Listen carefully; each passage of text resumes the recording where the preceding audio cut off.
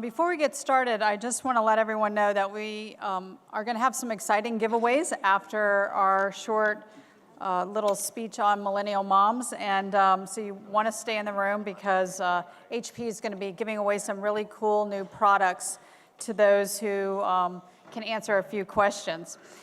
So our session today is,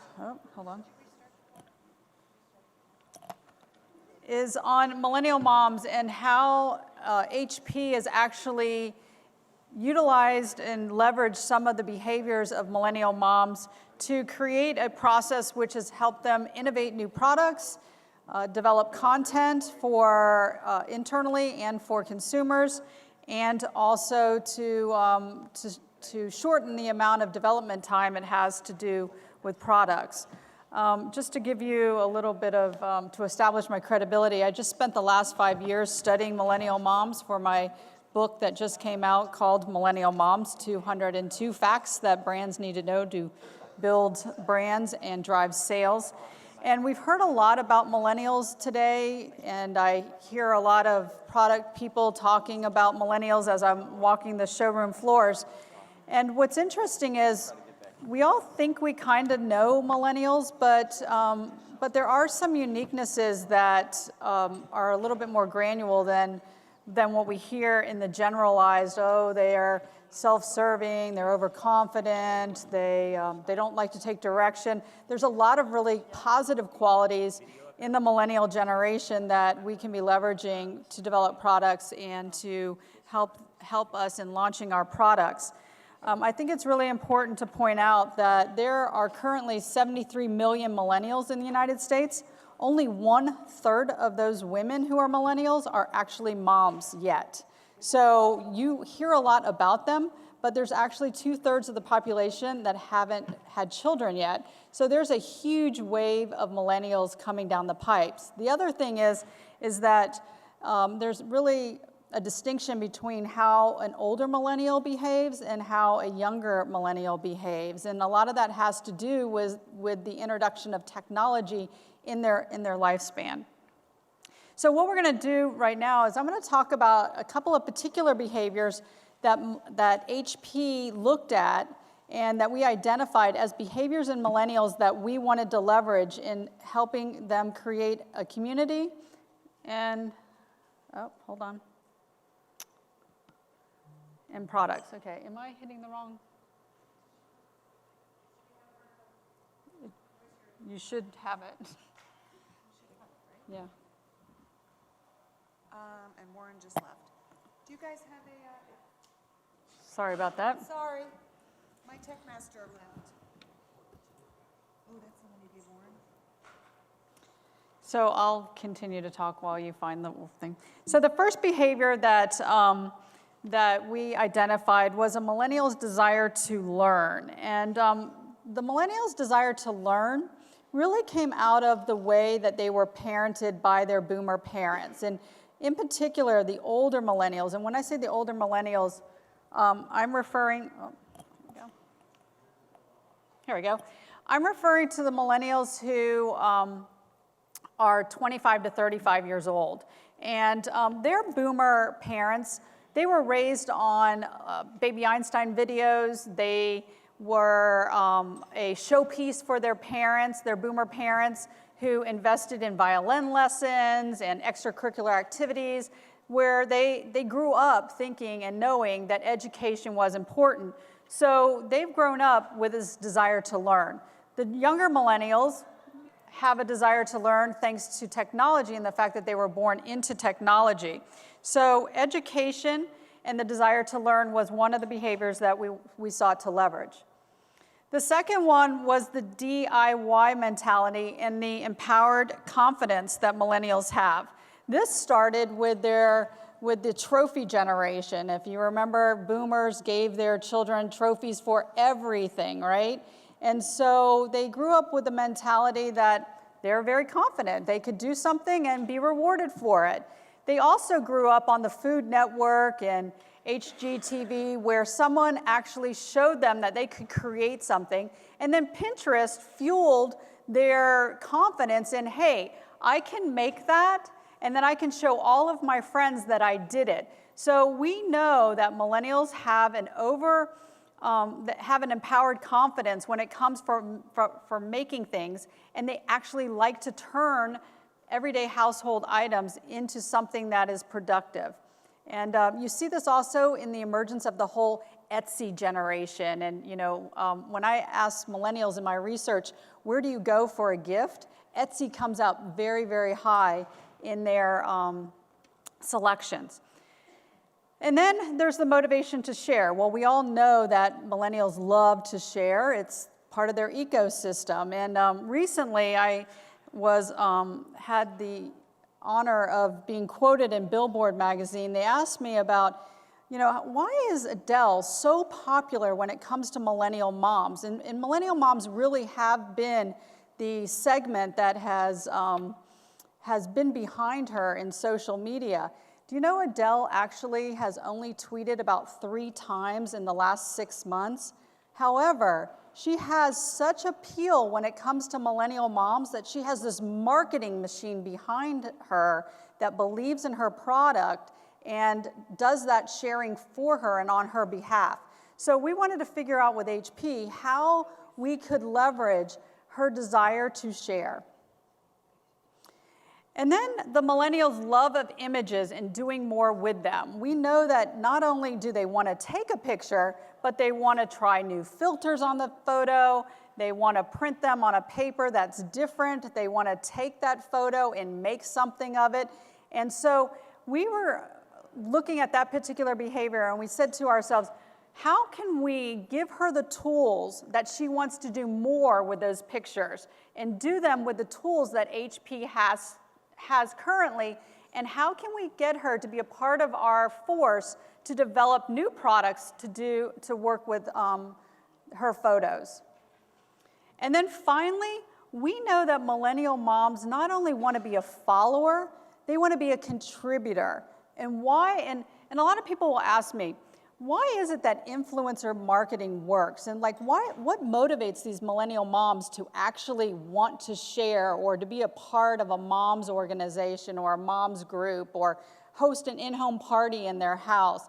And it really comes down to brand validation. When these moms among their peers, if they are engaged with a brand, it raises them up in their hierarchy of peers. And their friends are all saying, hey, how did you get to do something with Disney? How did you get to do something with HP? And it really does validate what they're doing in social media among their peers. So we knew that there's a high level of engagement when a mom has been validated by a brand. So we wanted to find a way that HP could validate what these women were doing in social media. And so now I'm going to introduce Noah Lomax, who I've been working with very closely at HP to talk a little bit about how we actually leveraged those behaviors. Great, thanks, Maria. So we started working with Maria almost 2 years ago, and we had an opportunity in May of 2014 rather, to attend an event, and I work on the Strategies and Emerging Businesses Opportunities team. So at first, we couldn't quite understand what was the purpose of us being at this event. On the back end of it, we totally understood. We took product to a customer-facing event, and we started to receive a ton of feedback about our printers, about our photo paper. And as we looked at this and we started to look into future opportunities, we started to see that we have this incredible opportunity to work directly with our customers. As Maria was saying, as you understand the characteristics of millennials, and I am a millennial and I've spent a lot of time studying that generation and the different trends, what we were seeing was they have these characteristics that Maria addressed. They also have a huge desire to share their opinion and co-create with brands and be involved. And so there was a quote last year at CES, at South by Southwest, where it was said that retailers who will win are thinking of the customer experience as the holistic experience and the channel as wherever the customer wants to be. And so we kind of took this approach and started bringing products to customer parties or different things that they were attending that were part of their regular lives. And we started to develop a relationship with them under this kind of umbrella name called MyPrintly, which was all about creating DIY, print-relevant experiences that people could use right in their own home. So there was a blog that was created with content from some of these mom influencers, these bloggers and social media influencers that we were working with. They were coming to our events, they were trying new products. We attended an event in October of that year where we brought a slew of things that weren't even in the market, which for a lot of brands is a very scary thing to do because of, you wonder if someone else is going to run off with your idea, or should we have everyone sign non-disclosures? And we didn't take that route. Instead, we decided to be very authentic, very transparent, and say, hey, here's what we're doing. What do you think about it? What do you like? What do you not like? Tell us how we can improve on these things. How could we make the printer serve you better? How could we make a paper that's more relevant to your experiences? And then we pointed them to our MyPrintly community, which was our social channels and our blog, where they found content created by people like themselves for people like themselves. And then we were able to leverage it. As these products finally were coming to market, we saw that this community had grown very organically and that they were incredibly engaged. So when it came time to launch them, they were the first people to raise their hands and say, well, we'd like to try it, or we'd like to promote it. And in many cases, they did at little or no cost to us. In fact, as we looked over the past year, we were able to bring some products to market on our team faster than any other product the photo paper team had ever brought to market. And at a research cost, we saved our company about $350,000 in research costs because we worked in this agile fashion where we were constantly iterating with this group of consumers that really wanted to be a part of it. And they were excited. In fact, I get all kinds of emails and Facebook posts about how excited they are to be a part of what we're doing. And on the flip side, we're very excited to have them as a part of it. Because it means by the time something gets to market from our team, it means that it's been customer validated, customer created, and many times customer launched. So just to look at a couple of things that we have either changed or released as a result of this. Our Instant Ink team, which if you're not familiar with, is an awesome ink subscription service. So if you've ever had that kind of midnight moment where you were trying to print something for your children for school or something for work the next day and you ran out of ink, you can relate to that horrible feeling of, oh gosh, I've got to run to the store or find somewhere that's open, I've got to get that ink, or I've got to email it to someone who maybe has a printer, or email it and get it early and print it off. And with Instant Ink, you no longer have to do that. We have found a way to get our printers to notify us that, hey, they're low on ink. We can send it directly to them. It saves them 50% the cost. And initially, we let out with this 50% messaging. Well, one of the things we learned from constantly talking with our customers about this was that 50% off didn't resonate with them as much as never being caught in that midnight moment ever again.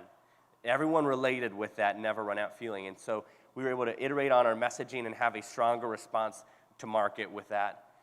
In the middle, we have HP social media snapshots. One of the things that we saw from these events was when we hosted one where we said, come print any photos that you have on your phone, where a lot of us have pictures on our phone. Well, what we kept hearing was, well, my photos that I really want to print are on Instagram. And so we actually created an app that's free to download called HP Social Media Snapshots, where you can print directly from Instagram, Facebook, Flickr, or your camera roll. And then we also created a type of photo paper that goes with it that has a 4x5 instead of a 4x6, so it has a traditional Polaroid-looking feel when it comes out. And it's also sticky on the back because of millennials' propensity to not only take pictures but post and share them. Now you can take any picture from that digital world and post it and share it in the real physical world. And then we have a lot of upcoming improvements on our hardware that have been a direct result of working with our customers through this.